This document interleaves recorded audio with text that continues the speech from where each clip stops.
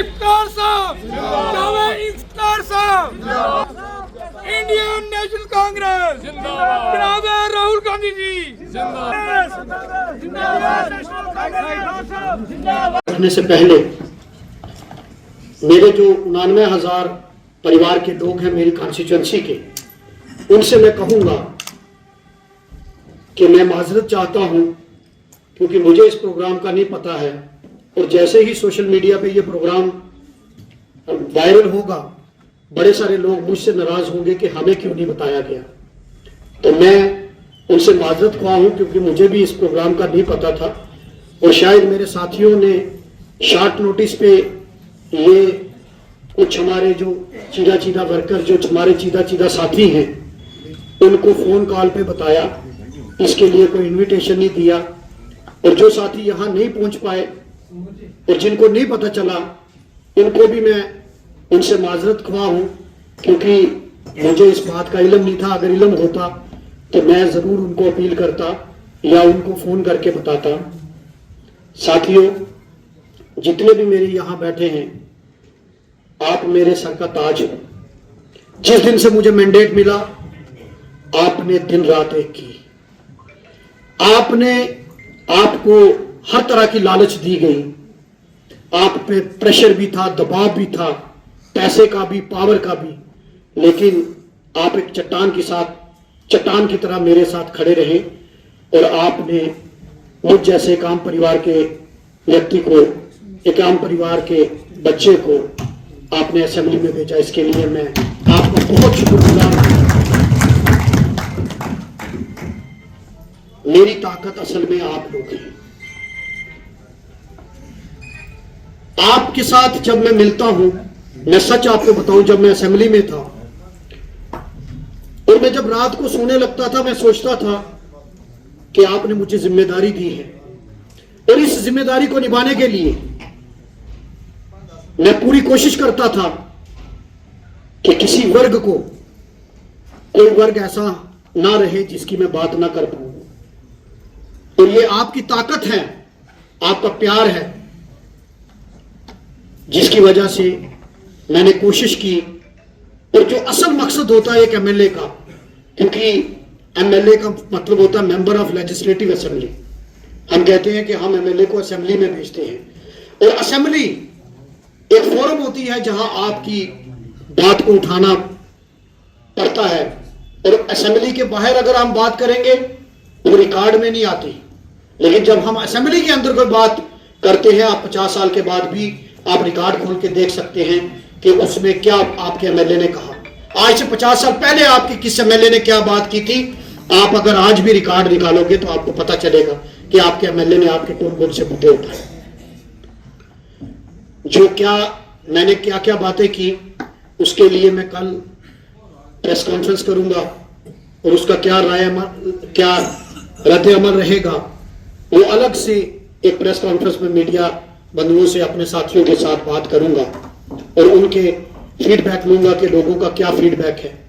बहरहाल आज मैं इतना कहूंगा कि जो हौसला अफजाई, जो लफ्ज आपने मेरे लिए इस्तेमाल किए, अभी मैं सुन रहा था तो मैं अपने दिल ही दिल में दुआ कर रहा था कि अल्लाह मुझे इतनी ताकत देना कि जो इनकी उम्मीदें हैं मैं उन पे खरा उतरूं, और इनकी जो गरीब को एक उम्मीद है, जो आम परिवार के लोगों को ये उम्मीद है कि हम एमएलए बने हैं, और कोई आदमी है, कोई है जो हम में से निकलकर आज हमारी नुमाइंदगी कर रहा है, हमारी बात कर रहा है। तो मैं अल्लाह से ये दुआ कर रहा था कि अल्लाह मुझे ताकत देना, मुझे राह पे रखना, मुझे अपने इस रास्ते से भटकना मत देना, ताकि मैं आप गरीब लोगों की बात कर सकूं, आपकी नुमाइंदगी कर सकूं, और सबके साथ इंसाफ कर सकूं। आप लोग रमजान और मुबारक होने के बाद आज 27वीं शब है, इस मौके पर आप सबको मेरी तरफ से बहुत बहुत मुबारक हो। ये बहुत अफजल रात है। इस रात में जो दुआ की जाए वो मंजूर होती है, और आप उन लोगों के लिए, हमारे मजहब, हमारे मुल्क के लिए दुआ कीजिए, हर मजहब के लोगों के लिए दुआ कीजिए कि हमारा मुल्क आगे बढ़े, हमारी रियासत आगे बढ़े, हमारा अमन और भाईचारा यहाँ बरकरार रहे। मैं आपको मुबारकबाद दूंगा कि जो नफरत के बाजार में मोहब्बत की दुकान खोले, वो दुकान जो है उसको आपने बरकरार रखा।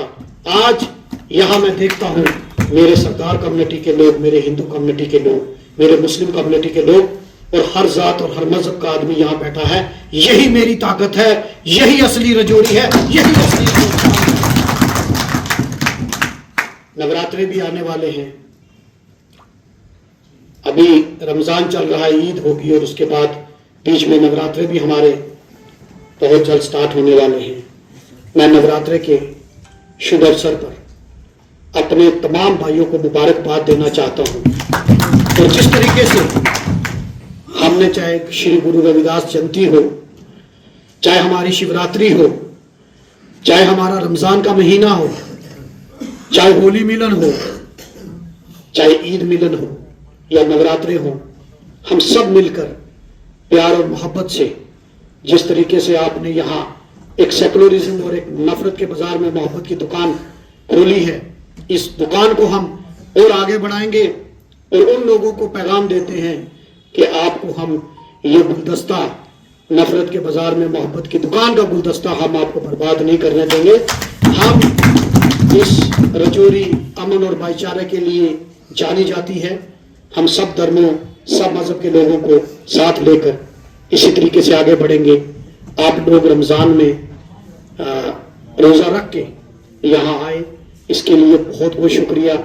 जो डिटेल असेंबली में क्या सेशन रहा, क्या बात रही, वो मैं कल एक टाइम निकाल कर, कुछ साथी हमारे बीच में रहेंगे, उनके साथ बैठ के मैं प्रेस कॉन्फ्रेंस करूंगा। एशियन किड्स बड़ी ब्राह्मणा आपके बच्चों के लिए है एक परफेक्ट चॉइस, क्योंकि यहाँ आपके बच्चों को मिलेगी सेफ्टी के साथ साथ क्वालिटी एजुकेशन। यहाँ आपके बच्चों को मिलेगा एजुकेशन के साथ साथ टॉयज के साथ खेलने का मौका, यानी फुल मस्ती और पढ़ाई भी। साथ ही आपके बच्चे को दिया जाएगा बड़ी LED स्क्रीन के साथ एक्टिविटीज़ करने का मौका, क्योंकि एशियन किड्स स्कूल में बच्चे नहीं होते हैं बोर। यहाँ आपके बच्चों को करवाई जाएगी इंडोर स्विमिंग पूल में बोटिंग, जबकि एयर कंडीशनर क्लासरूम में बच्चों का मन रहेगा बिल्कुल फ्रेश और तनाव मुक्त।